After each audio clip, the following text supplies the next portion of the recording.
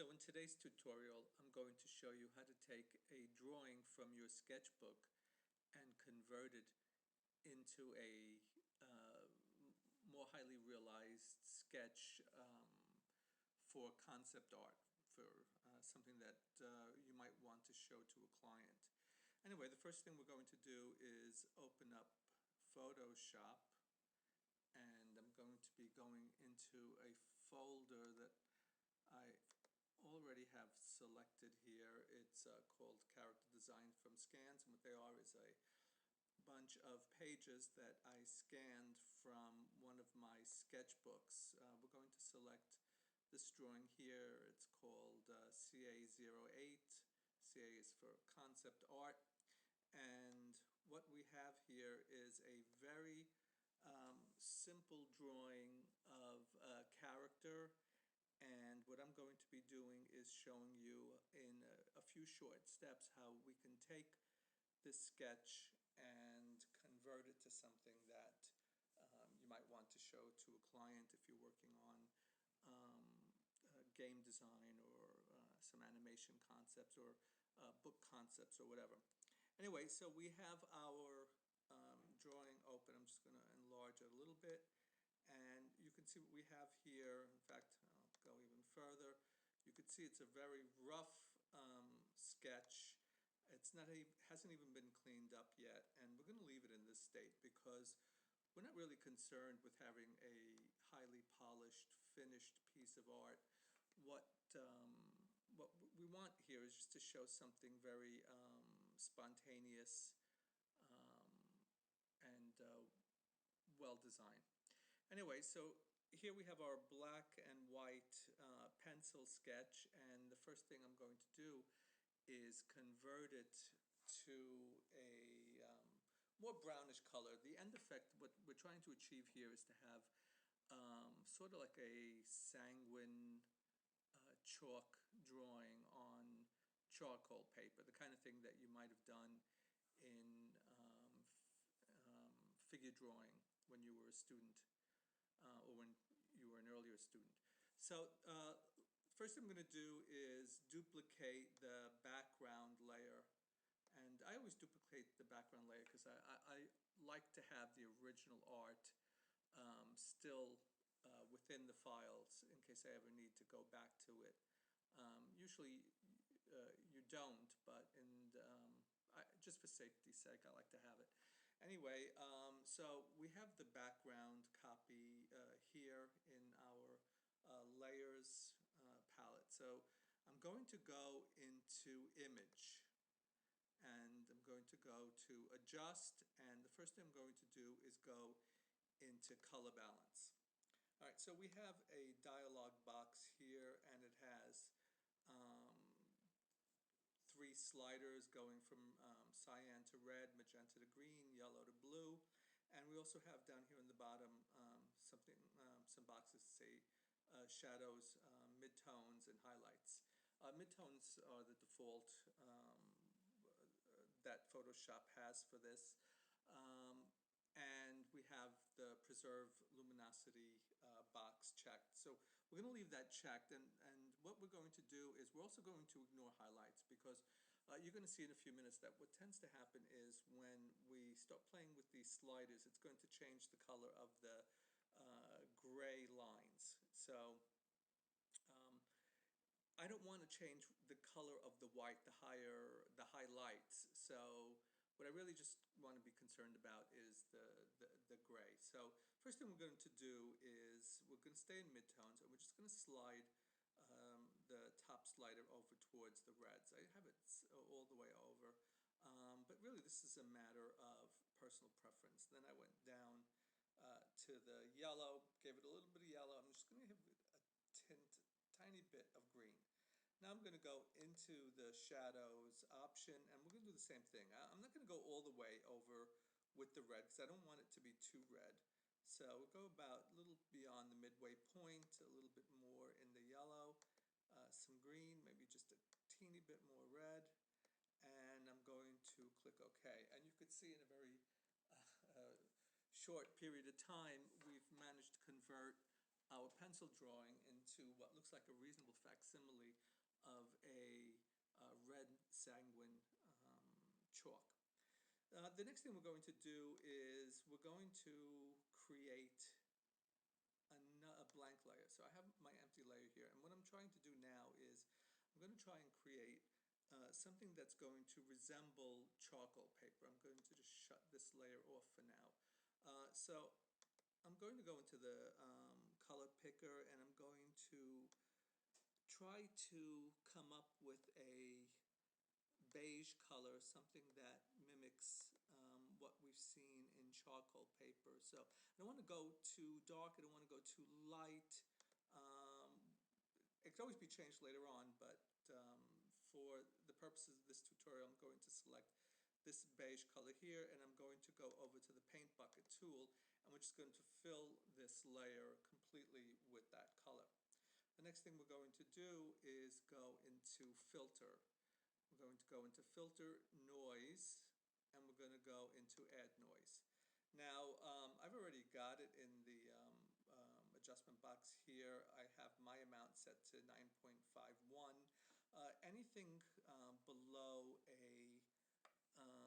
around 9 or 10% is good for the purposes that we have here. All we really want to do is break up that solid color. So you'll notice also in the distribution box I have Gaussian check, not uniform, and I've also got the monochromatic option selected. Now this document, this original document, is 300 dpi. It's approximately 8.5 by 11, so these numbers here are just about right for the document that we're working on. So I'm going to click OK, and now we have our noise set, but it's still for the purposes of this, I feel it's a little bit too computerized, too sharp. So one final thing we're going to do in preparation for this paper, excuse me, is to go into the filter and blur, and the next thing we're going to do is go into the Gaussian blur. We're going to change our radius to approximately 0.9, 0.81. Any of that is just about right for what we're planning to do. You can see over here that what it did was it blurred that noise a bit. I'm going to click OK. So now what we have here is a reasonable facsimile of charcoal paper. So I'm going to go back to the layer that's on top. I'm going to turn that layer back on, and we're going to go into the blending mode, and we're going to go into multiply. I was in the wrong box.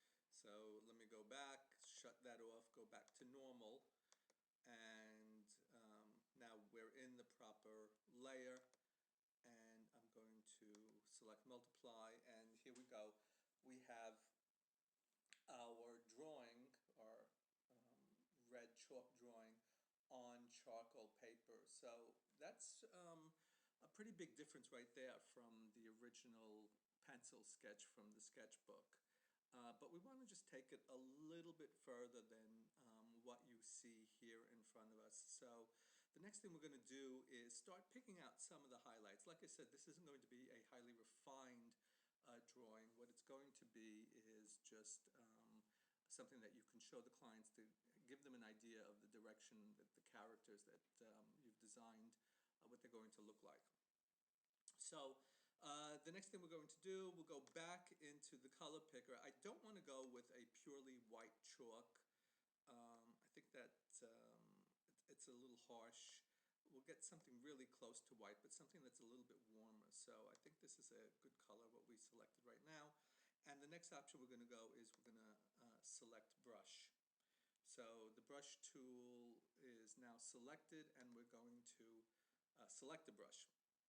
Now the thing about Photoshop, it comes with many different brush choices, and what I'm going to select now is a brush that resembles chalk. You can see when I put the cursor over that number 36, it says chalk, and we're going to select that brush. And as as I was saying before, this comes with Photoshop default brushes, so it's nothing that you have to create, nothing you have to buy. It already comes with it. You'll also see that it's set at 36 pixels. That's a bit small for what we're working on now, so I'm going to just increase the size of the brush, and all right, so we'll go with the diameter of about I don't know, we have about 76. Okay, so this is good. The next thing we're going to do is we're going to just enlarge this drawing for now. Makes it much easier to work from. And we're going to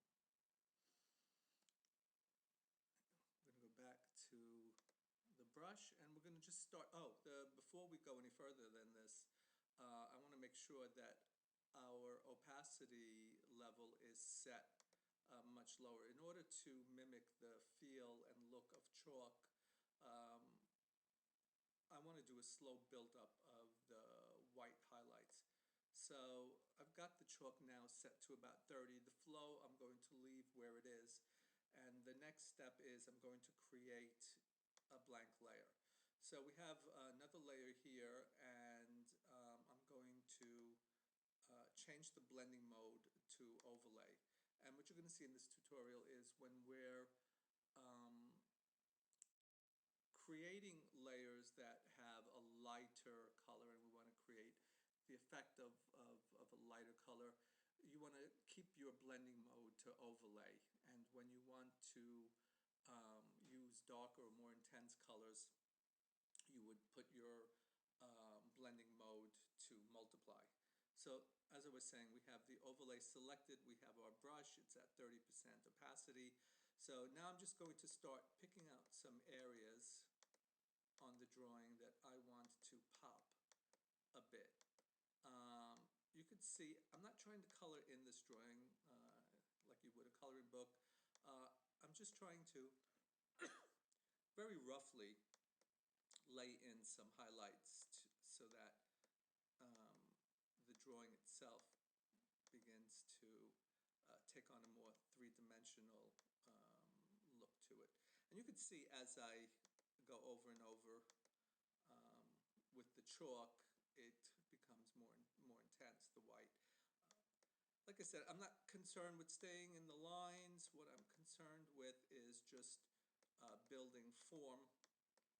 And right now, like I said, it's I'm just trying to pop some of the areas that are closer to the eye, and we're going to create another layer after this that will be that will concern itself more with light. So I'm just going to continue. You can see I'm moving pretty fast.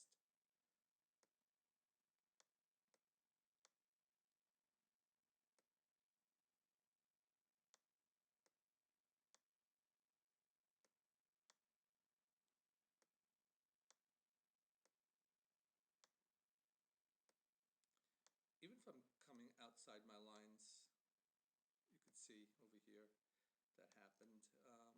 Doesn't matter. Like I said, this is meant to feel spontaneous. So if something pops out a little bit from the lines, we're not going to worry about it too much. If it was something that that was glaringly wrong with it, all we would need to do is go into the eraser and just erase some of that color back. But like I said, this is not something that I'm too worried about with a drawing like this. So as you can see,